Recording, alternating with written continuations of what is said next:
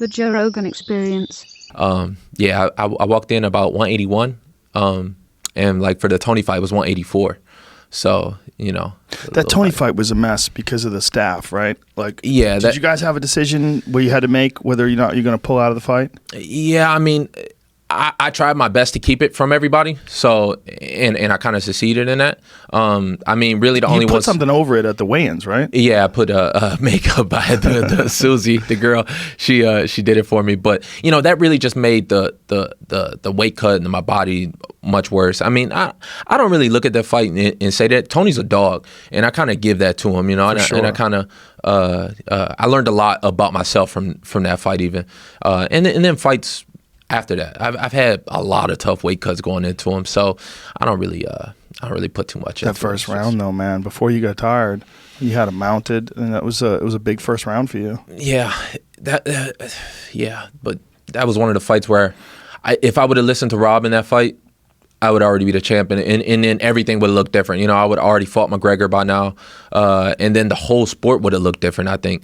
But I didn't listen to him, and What did he tell you that you didn't listen to? He tried to tell me to calm down. Like when you see me like walk out for that fight, right. I wasn't even like on 10. I was on 12. I was on 12 from the morning that I woke up until, you know, until the fight ended. And that adrenaline pump and that, I mean, I never felt like that since. I don't really want to feel like that either. When I stepped into the arena that night, you know, we get there about 2 hours before the fight actually is going on. I was ready to fight. And when I was warming up, I was ready to fight. I was fighting people in the back. There was no warm up. I was fighting. No, how much did that Staph fuck with you? I think it put me into a state of fight or flight. Because you knew you were compromised. For days before. You know, not even just that you know, the day of the fight. Right. Put me in that state for days before, where it made the weight cut so horrible, like, because my body's just trying to hold on to everything and trying to, you know, when I woke up that morning, I was about 162. I woke up at 5 a.m. Weigh-ins are at 9 a.m. I have to be 155. So I've got 7 pounds to cut, which is okay. You know, it's not too bad. Cut about 9 pounds the day before.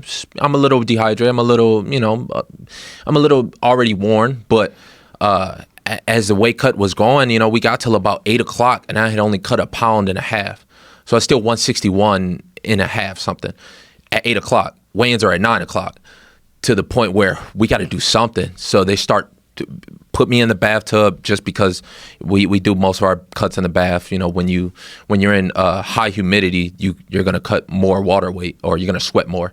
And water is obviously 100% humidity. So they start throwing boiling hot water, because we couldn't get the water hot enough to make me sweat more. Jesus Christ. So we just taking kettles of hot water and just pouring it on me.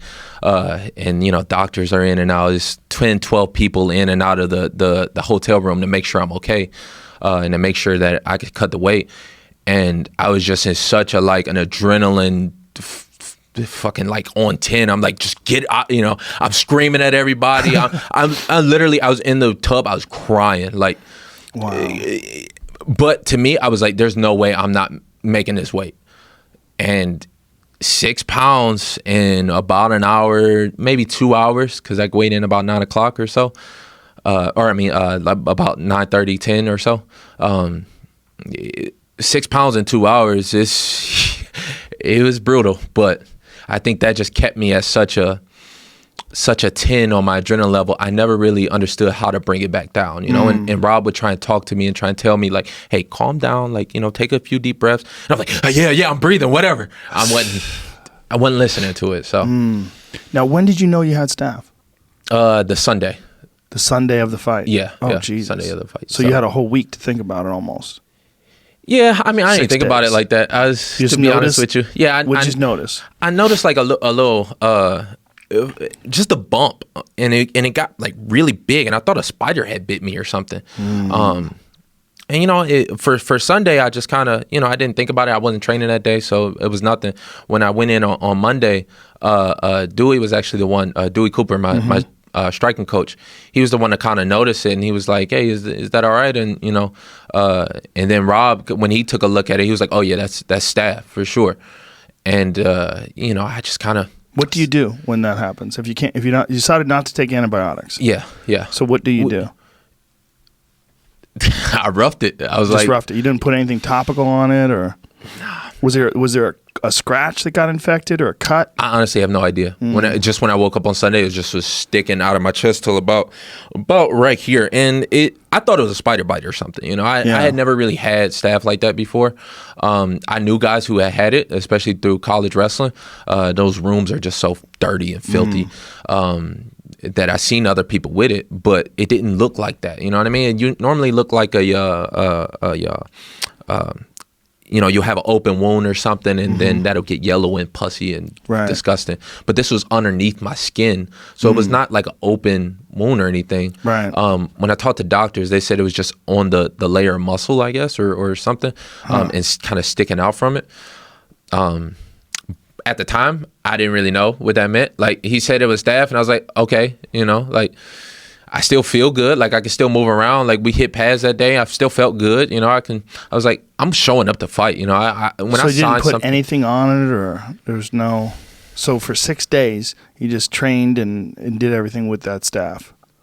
and that was kind of like the last thing on my mind. Even I was there to fight. When I signed the contract, I'm showing up to the fight. Like, I haven't pulled out of a fight yet. Right. When I say I'm gonna do something, I'm gonna go ahead and do it, regardless if my leg was halfway falling off. It's like, shit, I still got another one. I still got 5 more toes on the other leg. So right, but looking back on it now, are you happy that you made the decision that you made? Oh yeah, it wasn't smart, but But you would have done it again tomorrow. Yeah, I would have done it again. Yeah, wow. No doubt. I mean, first world title fight. Do you do anything to prevent staph? Do you use like defense soap or anything like that? Yeah, ever since you actually hooked me up with those guys at defense. Oh, thank you. Glad you did that. Yeah, they've been great. So they're great. Shout out to Guy. Yeah, Guy Sacco. They're awesome. So now I just take way more preventive ways. Measures, yeah. I haven't had anything flare up on me since. Do you take probiotics? Here and there. It's a good way to prevent that as well. It also helps prevent ringworm. Mm-hmm. I try my best to eat as many natural foods, and especially like a lot of yogurts and kefir is one of them. Cool.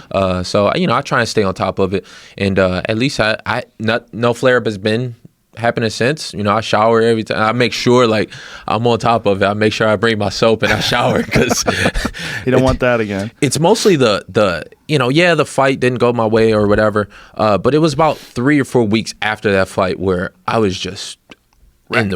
I was wrecked. I was just in the worst shape ever. And when I got on those antibiotics, I just fucking kills people. Barely move. Staph kills people. Yeah, it was terrible. People that ignore staph, I want to scream at them. I'm like, listen, man, you could die. It seems like you just got an infection, but that shit gets systemic. It gets in your bloodstream, and you could fucking die. One of my friend Brian Callen's friend's wife died, and he went over the house, and she was like, some people get crazy with holistic stuff. Oh, she's just going to try natural healing. And he's like, get her to a fucking doctor. He's like, her gums were bleeding. Jesus. Yeah, it had gotten systemic and she wound up dying. Jesus. Yeah, man, from staph. I've had it twice. And the first time I had it, when I got on the antibiotics, first of all, the antibiotics just kick your ass. Yeah. The fact that Luke Rockhold won the fucking title against Chris Weidman while he was on antibiotics shows you what a stud that guy is. Yeah, because that shit kicks your ass. He had staph when he fought Weidman. I didn't know that actually. Yeah, he was wrecked.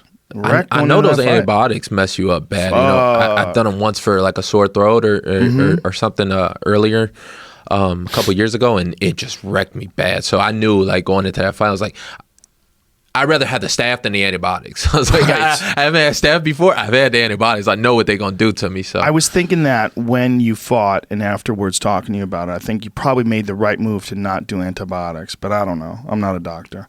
But I was thinking that it just weakens you so much.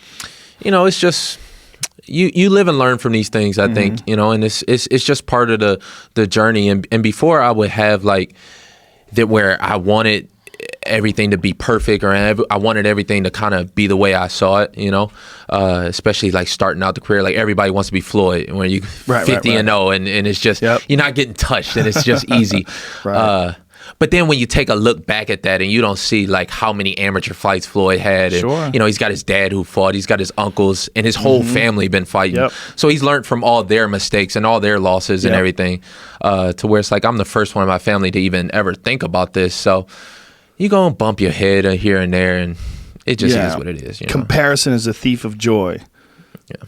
It's, you can't do that. You got to just think about being the best that That's you can hard, be. though. It is hard, bro. It's very hard. You It's be inspired hard. by people, but comparing yourself to their path, everybody's got a different path. Everyone's got different genetics, right? Some people are just better at certain things. Some people struggle with certain aspects of the sport. I mean, everyone's got their own individual challenge. I mean, it's one of the things that's so interesting about it is watching people adapt and grow.